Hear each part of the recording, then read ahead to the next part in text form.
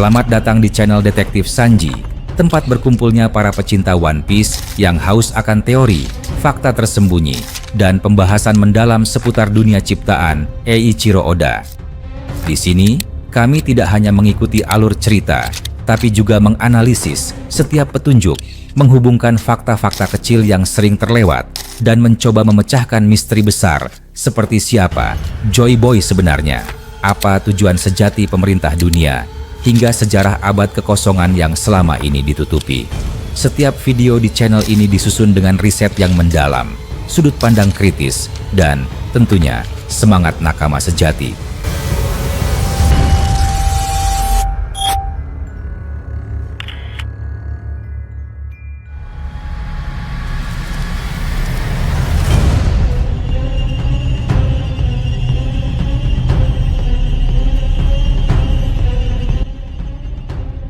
Di dunia yang dikendalikan oleh tangan-tangan tak terlihat, terdapat sebuah kekuasaan yang begitu mutlak.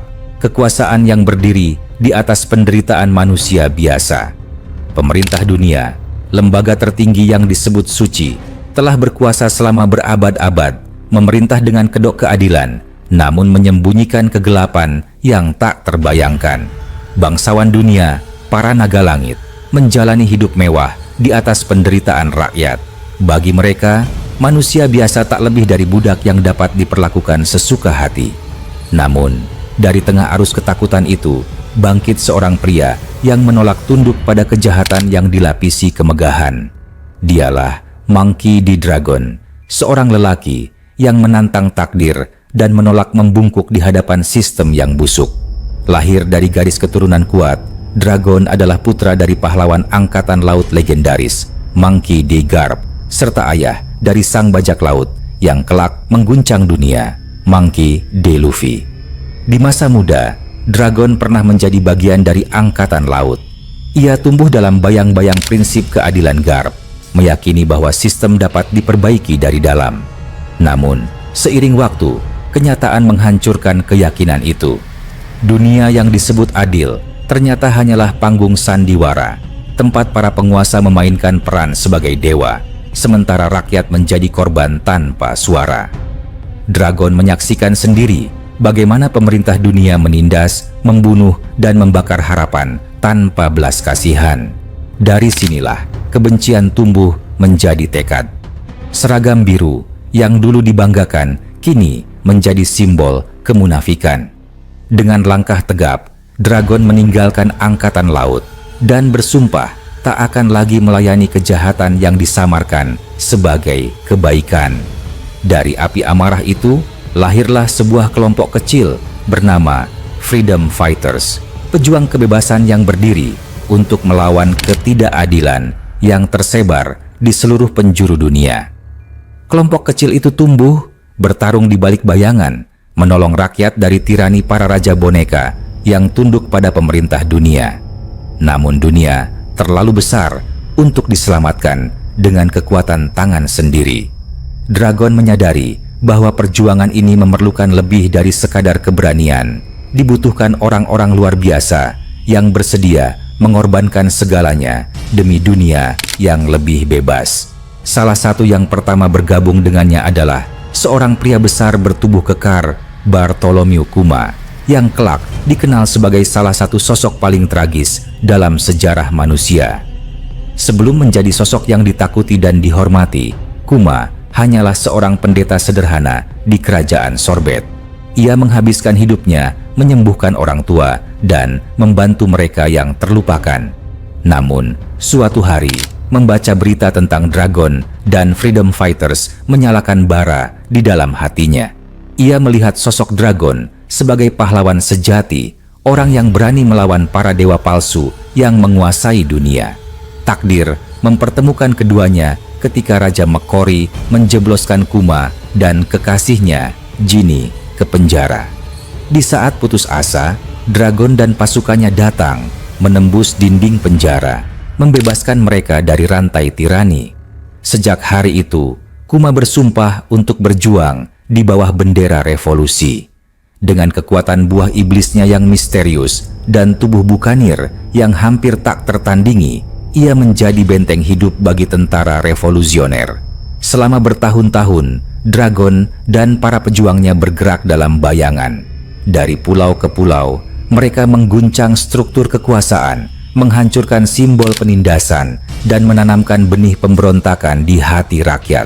Dari kelompok kecil Freedom Fighters, terbentuklah kekuatan besar yang dikenal dunia dengan nama Tentara Revolusioner. Pasukan yang membawa harapan bagi mereka yang tak punya suara dan ketakutan bagi para tiran di istana emas mereka. Namun perjuangan besar selalu menuntut harga yang mengerikan. Kisah cinta Kuma dan Genie menjadi salah satu kisah paling menyayat dalam sejarah revolusi. Genie, wanita tangguh yang dikenal karena lidah tajamnya namun berhati lembut, diculik oleh seorang naga langit dan dijadikan mainan selama bertahun-tahun. Saat dilepaskan kembali ke dunia, tubuhnya telah diracuni penyakit mengerikan bernama Sapphire Scales. Di ambang kematian, ia melahirkan bayi bernama Jewelry Bonnie sebelum meninggalkan dunia dalam kesakitan. Sejak hari itu, Kuma menghentikan segala aktivitas revolusionernya, memilih untuk merawat putri dari cinta sejatinya hingga akhir hayat. Meski kehilangan besar mengguncang hati para pejuang, roda revolusi tak berhenti berputar. Tentara revolusioner terus berkembang menjadi organisasi yang terstruktur dan kuat. Dunia terbagi menjadi 5 wilayah besar, 4 lautan utama, dan Grand Line, dan masing-masing memiliki satu pasukan revolusioner dengan pemimpin serta wakilnya sendiri. Di Laut Timur, posisi komandan yang dahulu dipegang Genie diteruskan oleh Bello Betty.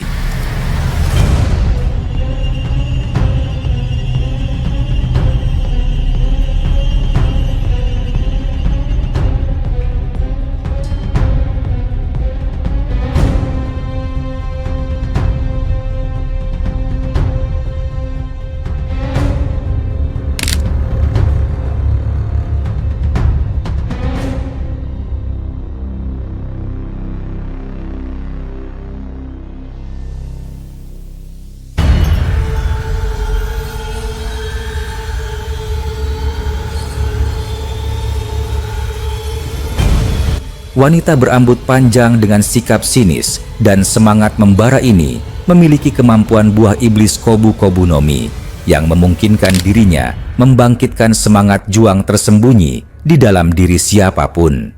Dengan satu pidato, Bello Betty dapat mengubah rakyat biasa menjadi pasukan pemberani. Dalam setiap pertempuran, suaranya menjadi api yang membakar ketakutan dan senyumnya menjadi sinyal bahwa keadilan akan segera datang. Tak heran jika pemerintah dunia menempatkan harga 457 juta beri di kepalanya. Wakilnya, Ahiro, adalah sosok misterius dengan lengan mekanik yang diciptakan untuk menggantikan tangan kirinya yang hilang. Banyak yang percaya bahwa luka itu merupakan akibat langsung dari kebrutalan pemerintah dunia, menjadikannya alasan pribadi untuk berjuang tanpa henti. Lengan logamnya mampu menembakkan energi ledakan, dan di balik wajah dinginnya tersimpan kisah penderitaan yang belum terungkap. Sementara itu, tentara selatan dipimpin oleh Lindbergh, seekor mink jenius dengan semangat penemu gila. Ia menciptakan berbagai senjata dan teknologi canggih, termasuk alat komunikasi rahasia yang memungkinkan pasukan revolusi beroperasi tanpa terdeteksi. Dalam setiap pertempuran, Lindbergh selalu berada di garis depan, bukan untuk bertarung, tapi untuk menguji ciptaan-ciptaannya yang berbahaya. Di balik sikap cerianya tersembunyi, otak brilian yang menjadi alasan mengapa pasukan revolusi mampu bertahan melawan kekuatan sebesar pemerintah dunia. Wakilnya, Gambo, dikenal sebagai penjudi ulung yang bahkan bertaruh dengan nasib sendiri di medan perang. Tubuhnya bulat, suaranya lantang, dan tawanya bisa terdengar di tengah dentuman meriam. Meski sering dianggap konyol, semangatnya tak pernah padam, menjadikannya simbol kebebasan di tengah kekacauan. Di Laut Utara, komando dipegang oleh Karasu, pria bertopeng gagak dengan aura misterius yang menakutkan. Dengan kekuatan buah iblis Sot Logia, tubuhnya bisa berubah menjadi kawanan gagak asap hitam. Ia bergerak cepat, membawa pesan rahasia, dan menjadi mata serta telinga tentara revolusioner di seluruh dunia. Dalam kegelapan malam, gagak-gagaknya berterbangan, membawa berita yang tak bisa dijangkau siapapun, menjadikannya simbol dari bisikan revolusi. Pemerintah dunia yang begitu takut padanya memberikan harga 400 juta beri di kepalanya. Wakilnya, Jiren, adalah pejuang dengan tampilan nyentrik dan masa lalu yang dipenuhi dendam. Terinspirasi oleh kisah-kisah lama tentang pahlawan yang kehilangan segalanya, Jiren menjadi lambang keteguhan. Meskipun penampilannya sering mengundang tawa, keberaniannya di medan perang membuat banyak musuh menggigil sebelum sempat menghunus senjata. Dan di tengah semua kekuatan ini berdiri sosok yang menjadi pusat dari segalanya, Monkey D. Dragon. Pria yang tidak hanya menentang pemerintah dunia, tetapi juga menentang nasib yang telah ditetapkan. Dengan tatapan tajam dan keyakinan yang tak tergoyahkan, Dragon memimpin pasukannya menuju mimpi besar, dunia tanpa tirani, dunia di mana kebebasan bukan sekadar kata. Dari pulau tersembunyi yang tak tercatat di peta, mereka merencanakan langkah besar berikutnya. Setiap pesan dikirim dalam bisikan, setiap strategi disusun di bawah cahaya bulan. Tentara revolusioner tidak hanya berjuang untuk menggulingkan penguasa, mereka berjuang untuk mengembalikan makna dari kata manusia. Di setiap sudut dunia, api pemberontakan mulai menyala.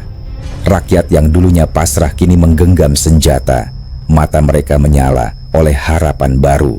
Dan di tengah badai perubahan itu, nama Dragon menjadi legenda. Sosok yang berani menantang langit, menentang dewa-dewa palsu, dan menanamkan ketakutan dalam hati para naga langit. Tidak ada yang tahu kapan perang besar itu akan dimulai. Namun, satu hal pasti, saat bendera revolusi dikibarkan dan jenderang perang berdentum, dunia ini tidak akan pernah sama lagi. Sebab, kebebasan bukan hadiah.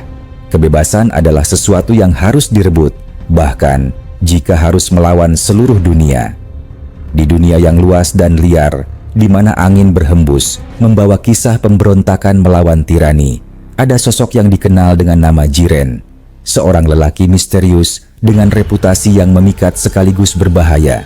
Banyak yang menganggapnya sekadar penjudi eksentrik, tapi di balik wajah santainya tersimpan kecerdikan setajam pedang dan naluri bertahan hidup yang luar biasa. Satu hal yang membuatnya istimewa adalah kedekatannya dengan Gambo, wakil komandan tentara selatan. Sebuah hubungan yang tampak seperti persahabatan, tetapi sejatinya lebih mirip simbiosis licik antara dua pribadi yang saling memanfaatkan.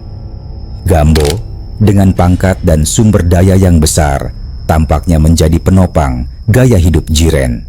Setiap kali Gambo mengajukan taruhan, Jiren selalu menerimanya dengan keyakinan yang nyaris angkuh. Namun di balik setiap kemenangan, ada trik tersembunyi, rencana yang telah disusun rapi, bahkan sebelum permainan dimulai.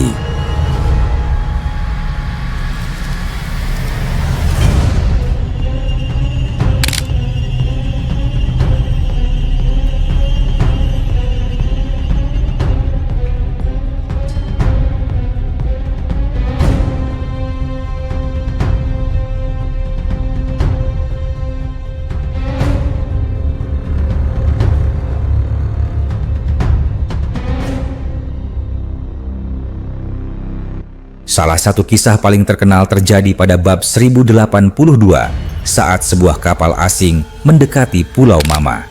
Jiren yang tenang memandang ke kejauhan melalui teleskop dan mengajukan taruhan tentang apakah Sabo akan kembali. Gambo menyetujui tanpa berpikir panjang, tak menyadari bahwa lawannya sudah lebih dulu mengetahui jawabannya. Sabo memang berada di kapal itu, terlihat jelas melalui teleskop Jiren.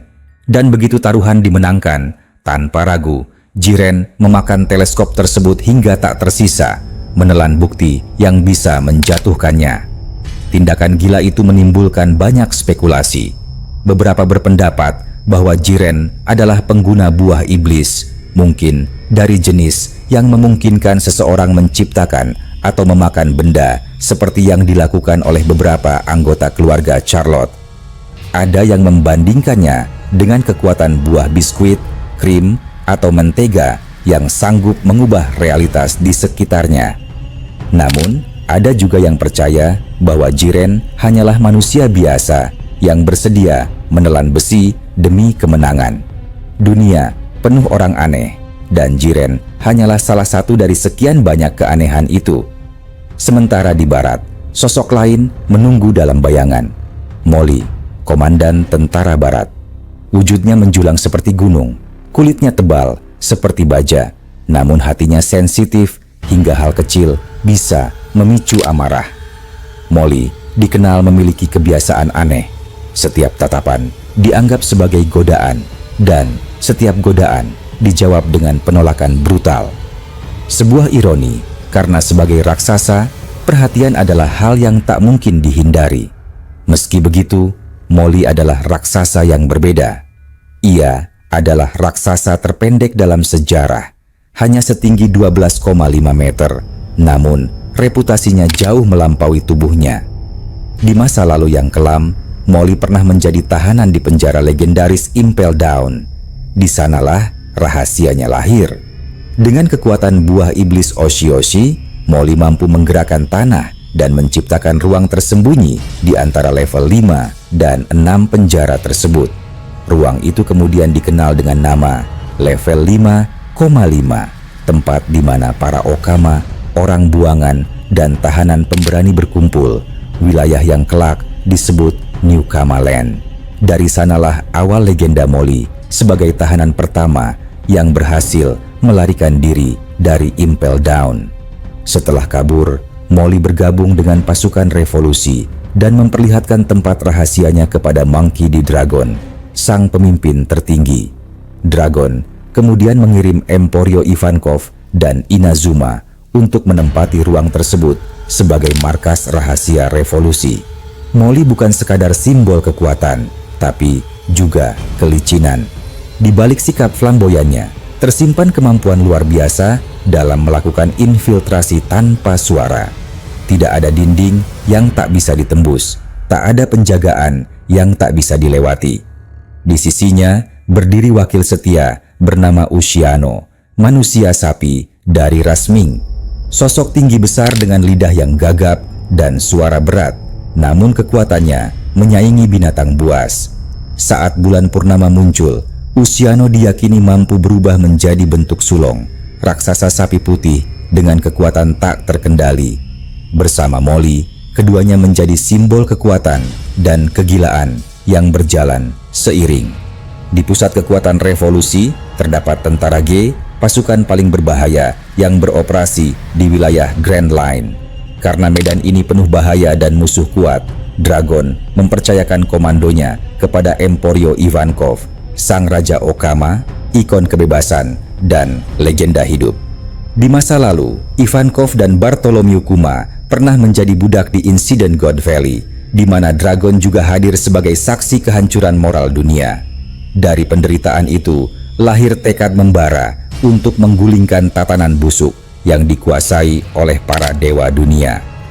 Ivankov dikenal dengan kekuatan buah iblis hormon yang dapat mengubah tubuh, emosi, bahkan kehidupan seseorang.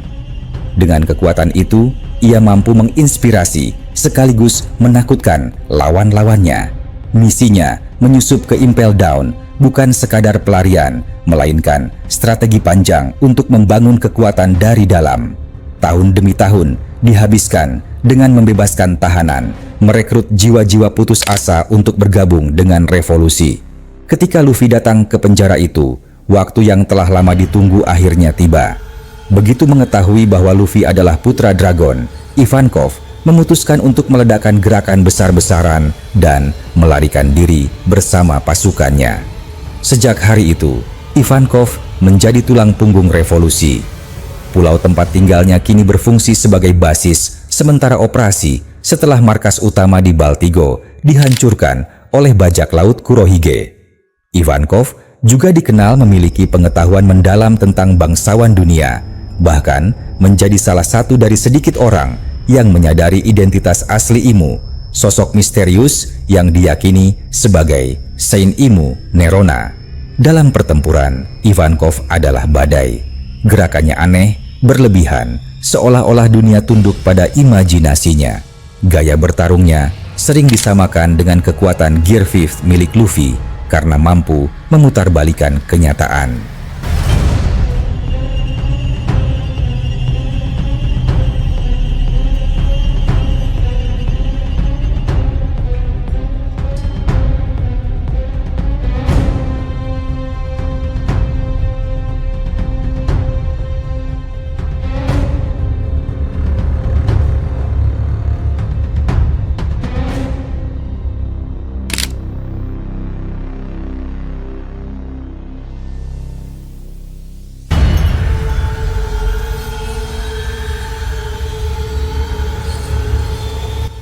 Wakilnya, Inazuma, memiliki kekuatan luar biasa dari buah iblis yang memungkinkan memotong dan membentuk apapun, tanah, baja, bahkan udara, menjadi bentuk yang diinginkan. Ia adalah senjata rahasia revolusi, tangan kanan Ivankov yang selalu tenang dan efisien. Meski wajahnya menyimpan luka berbentuk kilat yang membuatnya dijuluki petir hidup, Inazuma adalah otak di balik banyak operasi rahasia. Tanpa kehadirannya, pelarian dari Impel Down dan pertempuran Marineford mungkin tak akan pernah berhasil. Namun dunia bertanya-tanya, mengapa tentara revolusi tidak menempatkan kekuatan khusus di dunia baru? Jawabannya sederhana, namun kelam. Dunia baru adalah wilayah yang tidak sepenuhnya dikuasai oleh pemerintah dunia. Di sana, kekuatan Yonko, badai, dan keajaiban alam membuat pengawasan mustahil dilakukan. Fokus utama revolusi tetap di Grand Line dan 4 lautan besar lainnya, tempat rakyat benar-benar terjajah dan ditindas. Meski begitu, operasi rahasia tetap berlangsung dalam skala kecil, dipimpin langsung oleh Sabo, sang kaisar api dan kepala staf revolusi. Sabo, anak bangsawan yang menolak darah birunya, lahir di keluarga penuh kemunafikan dan kebencian. Dunia atas yang megah hanya memperlihatkan wajah busuk manusia. Upaya melarikan diri dari kehidupan itu berakhir tragis ketika sebuah kapal Tenri Ubito menembak kapal kecilnya. Tubuhnya tenggelam, ingatannya hilang, namun nasib mempertemukannya dengan Dragon. Dari sanalah lahir prajurit pemberontak sejati, simbol harapan yang membara. Kini, nama Sabo menggema di seluruh dunia sebagai Flame Emperor, sosok yang bahkan bayangannya mampu menandingi Dragon sendiri.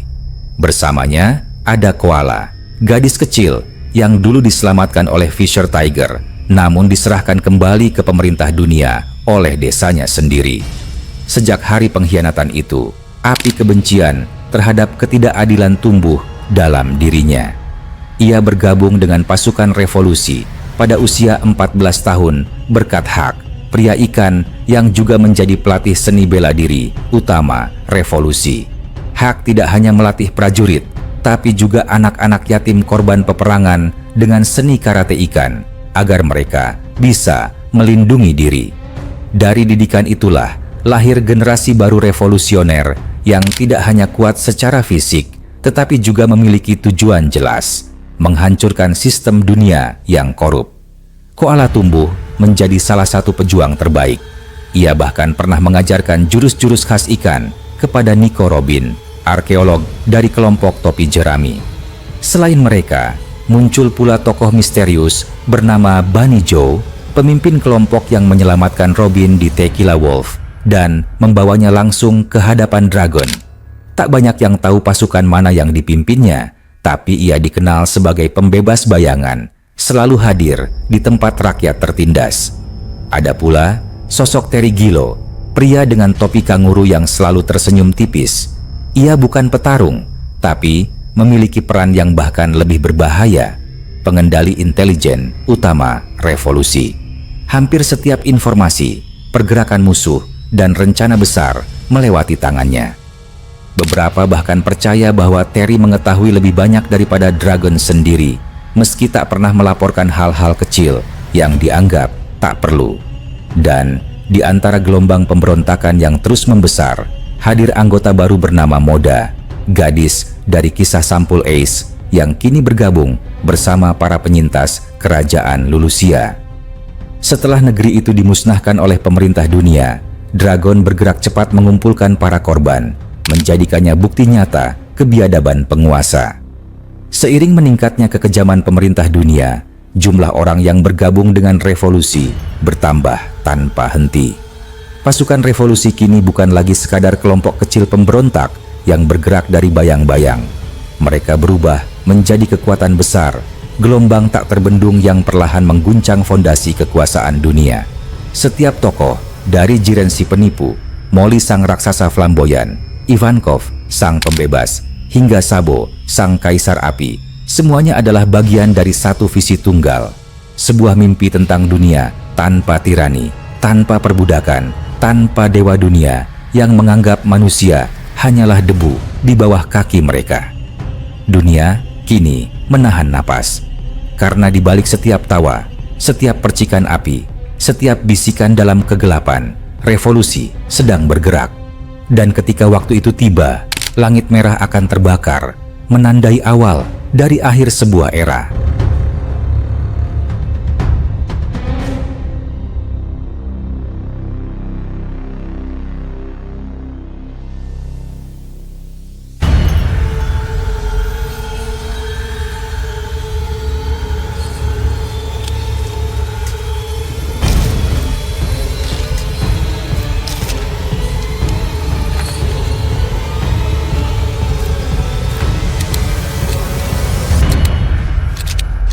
Terima kasih sudah menyaksikan video ini sampai selesai. Kalau kalian menikmati konten ini, jangan lupa klik tombol like, tinggalkan komentar di bawah, karena semua teori dari kalian juga sangat berarti dan bisa jadi bahan diskusi di video berikutnya. Dan tentu saja, klik subscribe serta aktifkan lonceng notifikasi supaya kalian tidak ketinggalan update terbaru dari kami. Sampai jumpa di video selanjutnya.